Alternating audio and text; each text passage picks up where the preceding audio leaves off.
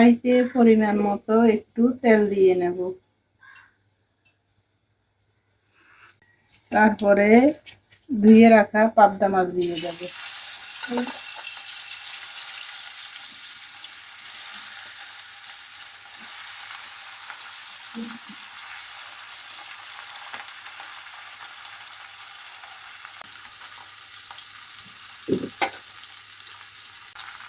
এখন মাছগুলি একটু উল্টিয়ে দেব।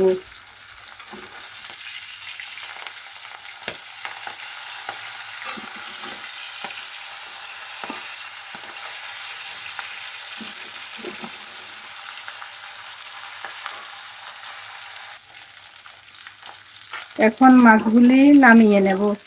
এখন চুলাতে আরেকটা কড়াই বসিয়ে নেব। এতে একটু পরিমাণ মতো তেল দেব।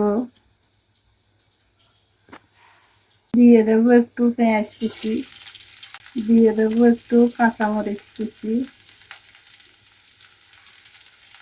পেঁয়াজগুলো একটু নেড়ে চেড়ে এতে দিয়ে দেব একটু রসুন বাটা, দিয়ে দেব পরিমাণ মতো লবণ, দিয়ে দেব একটু মরিচের গুঁড়া, একটু হলুদ গুঁড়া, একটু ধনিয়ার গুঁড়া, একটু জিরার গুঁড়া। এখন মশলাগুলি একটু কষিয়ে নেব।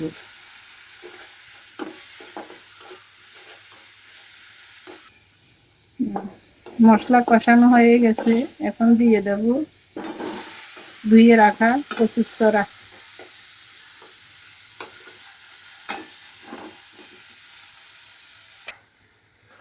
এখন একটু ঢাকনা দিয়ে কষিয়ে নেব।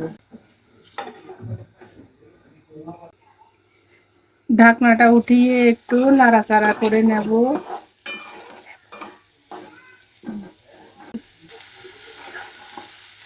ছড়া কষানো হয়ে গেছে, এবার একটু পরিমাণ মতো জল দিয়ে নেব।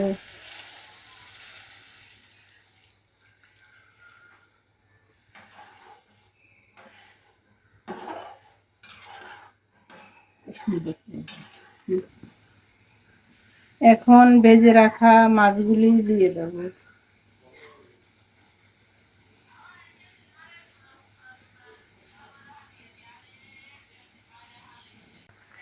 এবার একটু কিছুক্ষণ ঢাকনা দিয়ে রাখবো।